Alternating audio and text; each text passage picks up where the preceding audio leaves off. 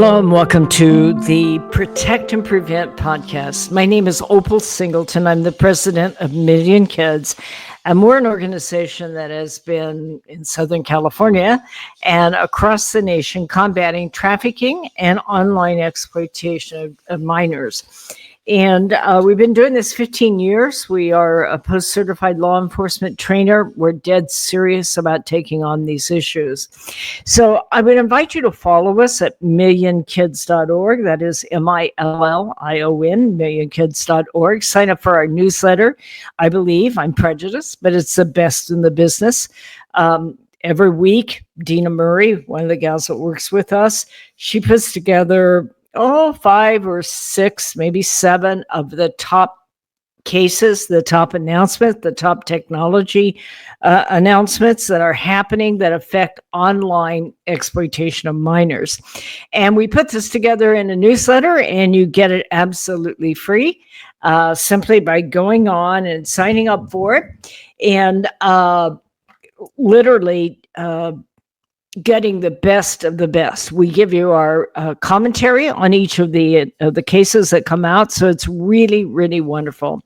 Million Kids is made up of about 8 of us. We like to call ourselves seasoned professionals. That means we've been around forever, and we've seen it, we've heard it, and we've studied it, and we have done tens of thousands of hours of research on various subjects related to these situations of trafficking and social media exploitation, finance sextortion, financial sextortion, pedophiles, the dark web, cryptocurrency, money laundering, all of those subjects. And it's a great way, especially if you're an advocate or you work in a school or you work around kids at all, or maybe you're a youth minister or pastor, it's a great way to stay current. So with that, what we're going to look at today are 2 cases, 2 headlines that came out. And I want to give you some background because this is related to CSAM. CSAM is the new word for child pornography. Okay. And it stands for child sexual abuse materials because somehow child pornography might imply that the child was complicit. And we don't like that. Every now and then, though, I slip up because I'm an old timer and been around forever, and I'll say those things. So there were 2 articles that came out in our newsletter this week that I wanted to make a podcast on. The headline, one of them is something I never heard of. It has to do with the crypto market. It's called the Daily HODL, I guess, HODL. Headline is Binance assists regulators in shutting down child exploitation platform. The second one that came out is coming out under MSN, who I normally would never quote, but they have a good article on it, so we're gonna do that. How crypto contributed to the rise and fall of the world's largest child exploitation platform. So what are we talking about? Well, these cases are all about how pedophiles from all over the world have joined a global underground dark web kind of ring, and they're using cryptocurrency to pay for their membership and to pay for the buy, selling, trading of images of kids that are being violated. And so I'm going to come back to these articles here in a minute, but I want to give you some background because one of the things that it says in here is the number of people that belong to this platform. And it is the highest number I have ever seen since I've been in this business. So I'm going to take you back to about 2015 when I started about 2010. 2015, there was a case, and I'm doing this mainly from memory, so bear with me, but there was a case that was called the Playpen case. At that point, what had happened up till that point is that pedophiles, because technology had not brought them to a place yet where they could all come together, pedophiles kind of operated independently. They may know other pedophiles, they may share some of their images and like that, but they had not yet in 2015, to our knowledge, formed large-scale rings. And it's an interesting concept when you think about what happens here. I've done a lot of research, a lot of study on this. It kind of makes you nauseated, but You have to understand what you're dealing with if you're going to be able to investigate it and protect children. So by 2015, the FBI had started to understand that pedophiles were using technology to form large-scale underground dark web rings. So for those of you that don't know what I'm talking about, if you think of the internet as a bucket of water, the top 4% is where we have Google and Chrome and search engines, and most of us do business there. And we have IP addresses, and it's easy to find each other with search engines. So below the 4% of the internet is something called the surface web. Now that is where most people have commercial businesses like big banks and your government. And below that is the dark web. Now we've learned a lot in the last 10 years about the dark web, but by 2015, it was a fairly new concept. And what was happening if somehow pedophiles began to give clues to each other that they had a common interest, and they would meet up on the clear web and exchange dark web addresses, and then they would then begin to work their way into being accepted into an underground child pornography ring on the dark web. And you had to be invited.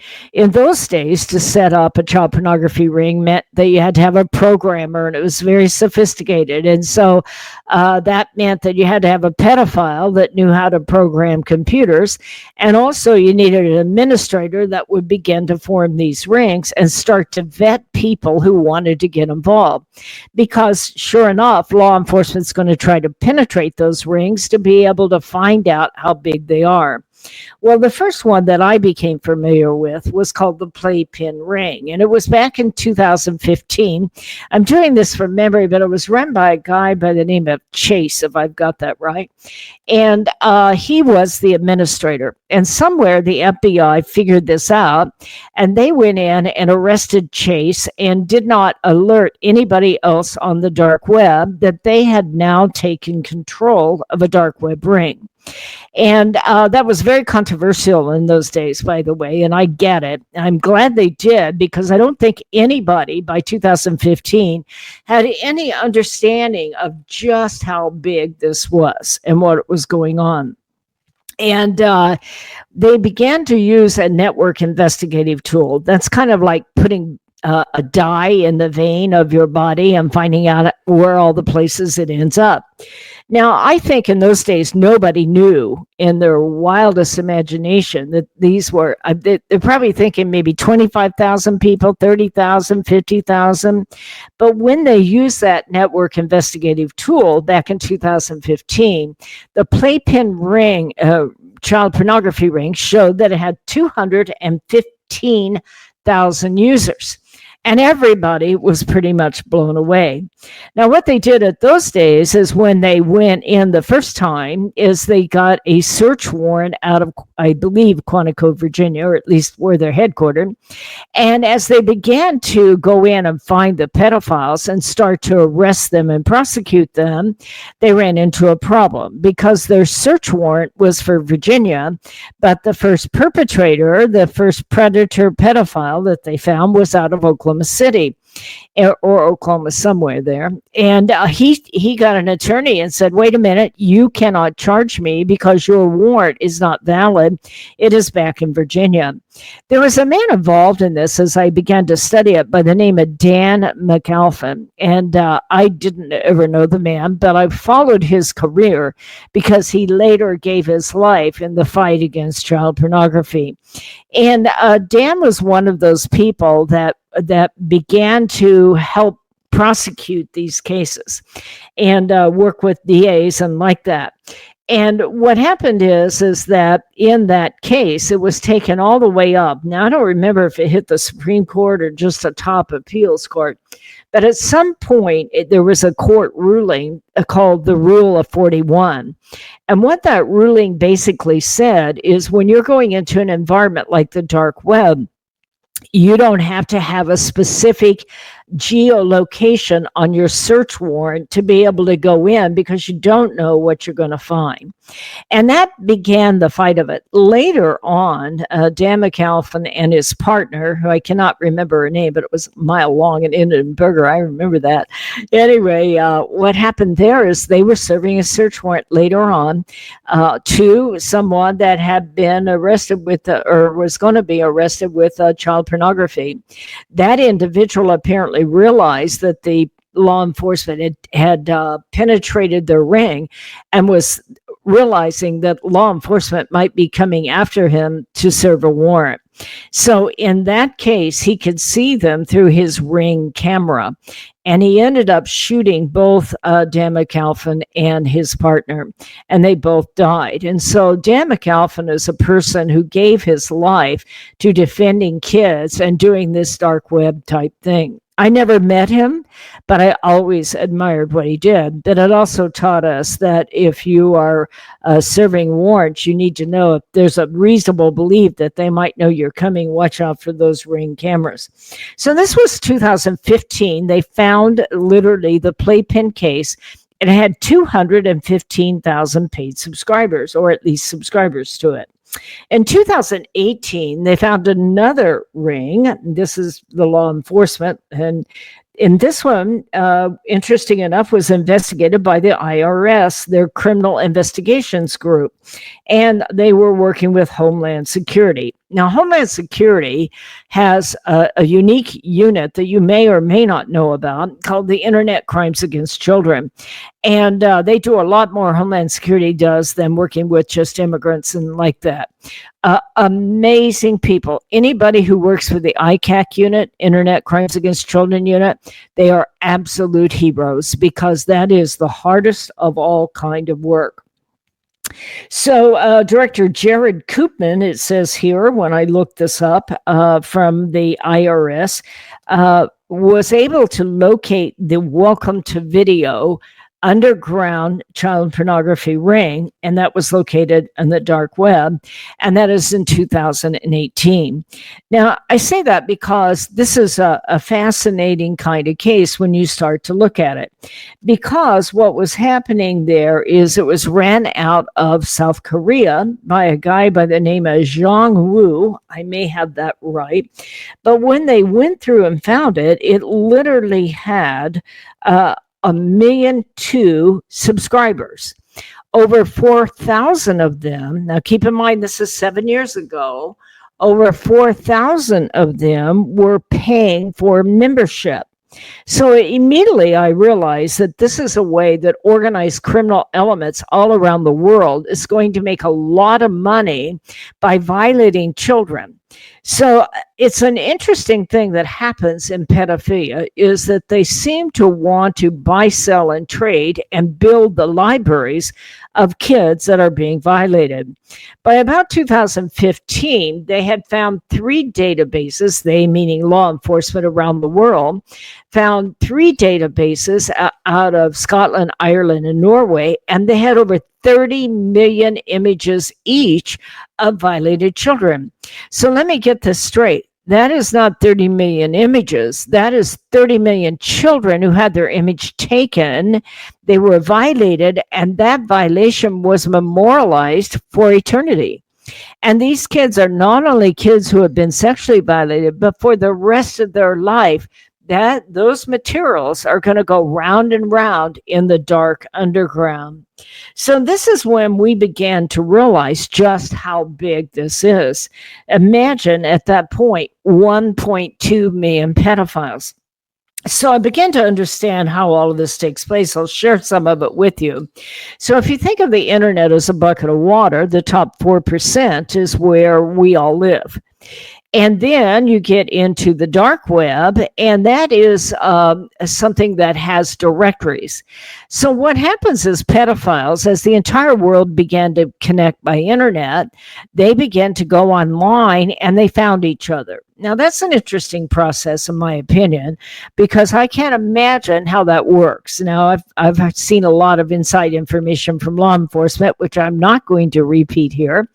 But basically, what happens is they began to kind of go back and forth, and they start to exchange enough information that they learn to trust each other. But they have to prove that they're not law enforcement to be able to be in on one of these dark web rings.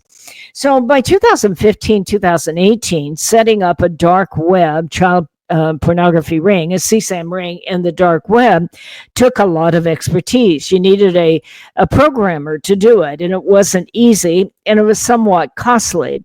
So once they got it set up, then they would begin to qualify people to make sure that they were not putting law enforcement on their dark web ring. That's very, very important, because if they ever get caught, they're going to go to prison for a very, very long time. And so that was how it actually operated. Now it has all changed, and changed dramatically by 2025. They've actually got what they call plug and play now to set up dark web rings.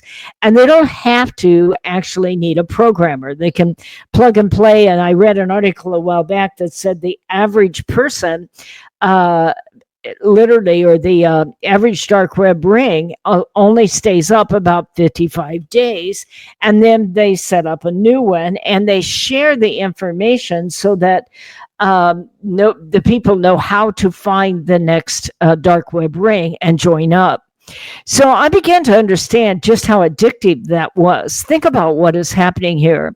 You're no longer a pedophile in a corner by yourself, violating a niece or granddaughter or neighbor next door.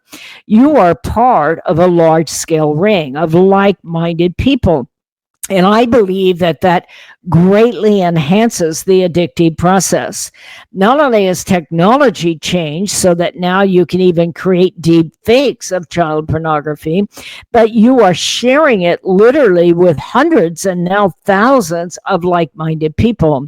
And so I believe there's this sense of inclusion that makes child abuse material so addictive to someone. Not that they weren't already addicted, but when you start now to get recognition, they used to say, oh, I have 2,000 in my library. Well, I have 100,000. Well, I have 1 million.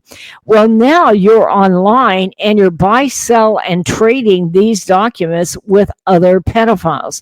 And some of these people, you actually become the administrator, and you build trust and you build camaraderie. And I don't get it. I really don't. Of course, I don't get the idea of violating a child is ever okay. It makes me absolutely nauseated to think that somebody would violate a child. I studied child exploitation as far as who those pedophiles are. I've seen a lot of, I'm a post-certified law enforcement trainer. I've seen law enforcement videos. I've seen interviews from around the world of pedophiles. And I do not understand the psychology in wanting to violate a child, let alone memorialize it.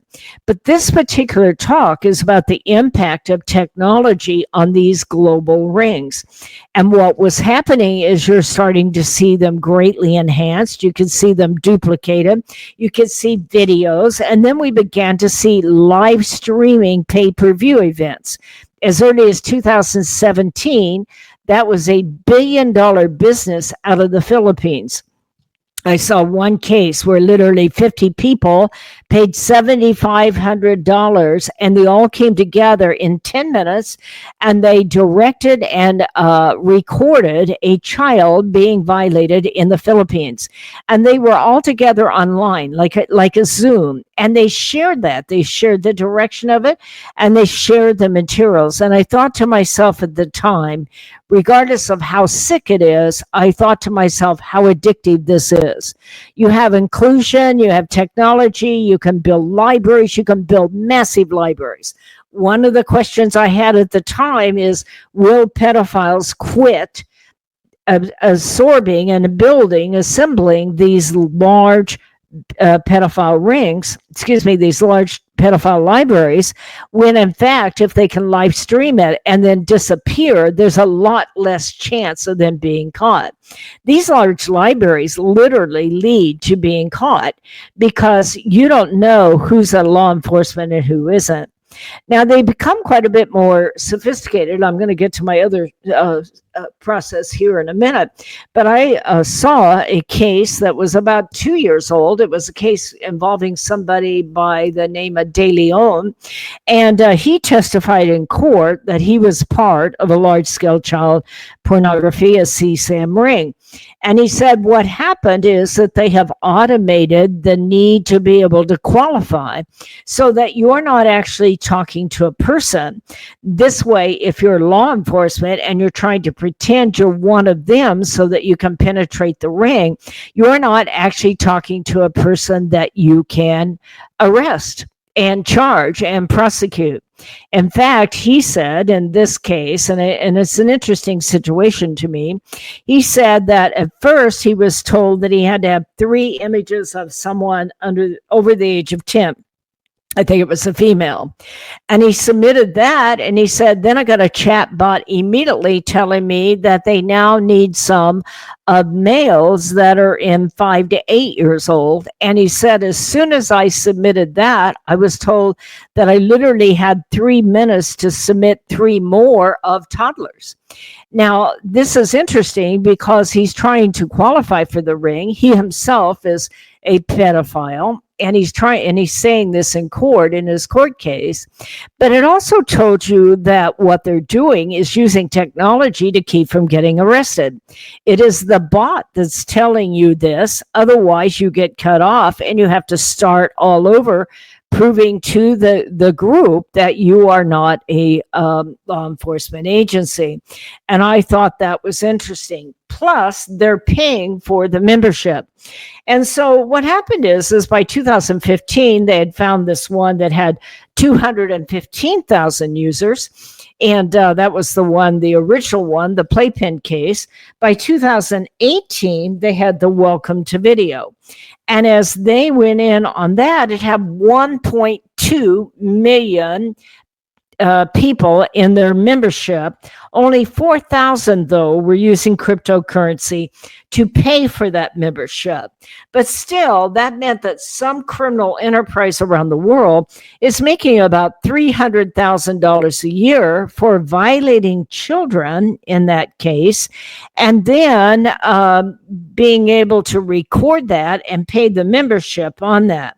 Now, in this case, the man who ran it was out of South Korea, but the members are all over the world. And in the end, he was charged with international money laundering. He was actually charged several times by the South Koreans, and then later the U.S. wanted to extradite him back to charge him again, and they were saying, well, isn't this double jeopardy that is going on in something like this? So as we're beginning to look at this, a couple of things have come out. Now, this is coming from Wikipedia, who knows everything. Wikipedia is going to be replaced by Siri and what's the other one? ChatGPT. But anyway, there you go. One of the people that was arrested was a Cambridge-educated geophysical researcher from University of Birmingham. Several other people that were arrested in this kind of thing. My point is that pedophiles are not like you think. I've done a huge study of this, and quite frankly, many pedophiles have advanced degrees. They're very intelligent. They're very disciplined. They're very likable people. Some of them are cops, and I just cannot understand how anybody in law enforcement could ever allow themselves to become a pedophile online, because you know you're going to get caught. And you are going to pay that price. In the same way with professors and pastors and all the teachers, so many teachers and sports coaches that get involved in this. So I want to get back to my 2 articles here because I'm starting to run out of time. What these articles tell you is that These large-scale rings now are using Bitcoin, they're using cryptocurrency, and they're using blockchain technology, thinking that they are going to be safe from being found. So this article that we put out this week is called Binance Assists Regulators in Shutting Down Child Exploitation Ring. Binance is the world's largest crypto exchange. So many of these pedophiles around the world thinking they're going to use cryptocurrencies so that they don't get caught. Blockchain, by its own nature, insinuates that it is confidential. So what happened is there was a dark web ring, and let me take this a minute farther before I close here. In these dark web rings, what was happening is law enforcement was penetrating them.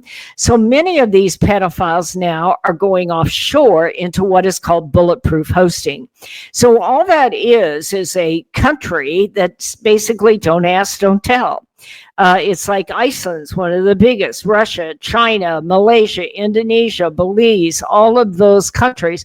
For a large sum of money, you can put your server in their country and they won't ask questions. And this is where most of your child pornography sites are. This is where literally most of your sex ads are, your webcam sex, many of your dating sites are offshore and like that. So what happened is that there was a child CSAM ring out of the dark web called KidFlexed, and they monetized the abuse. In other words, you paid money to be able to be a member and also to be able to see some of this extra abuse. Now, they thought they were safe because they were using blockchain technology, which basically is like a front and it's hard to tell who did it. And in order to be able to join the KidFlex on it, and then what happened is you then bought tokens, which gave you another level of anonymity in order to be able to go out and see each of these kinds of things. So you have multiple steps that you think are hiding where you're at. But it was interesting because Binance said, I'm not protecting child pornographers. I don't care. We are going to protect our children, and I give them credit.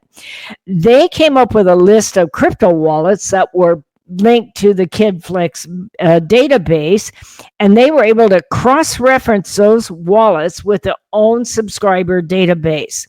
So they were able to go in. Now, when they went in, they found 1.8 million international users. So this tells you how big these are. 1.8 million international users that were using cryptocurrency. This is all about violating children and then selling that violation. I want you to think about what is going on here. First of all, let me tell you that they were, where did I see that article? They were uploading it. Here we go. 1.8 million users on average. They uploaded 3.5 new videos of child exploitation per hour, almost 4 per hour. And they had access to over 91,000 unique videos with over almost 6,300 hours of viewing. So this thing is absolutely massive that they took down. And what they're doing is people are paying. 1.8 million users are paying. So I want to bring this to your attention. We're going to be covering a lot more of this in the future. But what I want you to see on this is that I'm in the process of writing an ebook called Digital Warfare. And it's all about how our kids are on the front line of digital warfare. And I'm not against technology. This is a globally connected world. But if we are going to be globally connected, you have to know that bad guys are going to use the latest technologies to continue to violate our children. And I am very proud of this Binance that says we're not going to participate. These are absolutely deadly. One of the organizations that didn't protect children was Pornhub, and they were taken down in 2020 in December, when all of a sudden a whole lot of minors started suing Pornhub because we changed the laws so they could, and they forced MasterCharge Visa to force Pornhub to stop taking credit cards, to scrub their database and take it down, and take down anything that represented CSAM. And I am proud that MasterCharge Visa did it. I don't think they did it out of the goodness of their heart. I think they thought they would be enjoined in lawsuits. But when Pornhub took down and scrubbed their databases, turns out they were able to scrub that database in 5 days, and they took down 75% of their total video inventory that was CSAM, okay? Almost over 9.3 million videos. Now, some of them were self-generated by kids who thought they were going to make money, and we need to talk to our kids. But my point is that as technology advances, so will predators and pedophiles. It is up to us as advocates to understand how all this technology works and light the fire under these technology companies so that they will not allow the broadcasting, the viewing, or the sharing of child sexual abuse materials. If you have that many images, you literally have just millions of young kids that are being violated. And during that violation, it is memorialized, and it is bought, sold, and traded around the world. We got to work with tech companies, and this has to stop.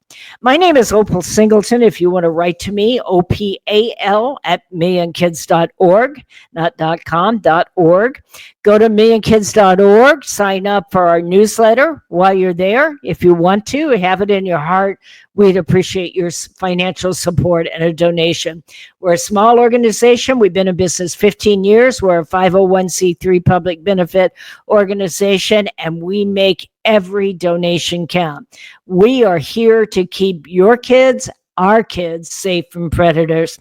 So that's the end of this broadcast. I encourage you to tell your kids you love them, tell them you're proud of them, tell them you believe in them. Look at your spouse, look at your loved one, put your arms around them, and tell them how special they are to you. I'll see you next time on one of our podcasts. This is Opal Singleton signing off.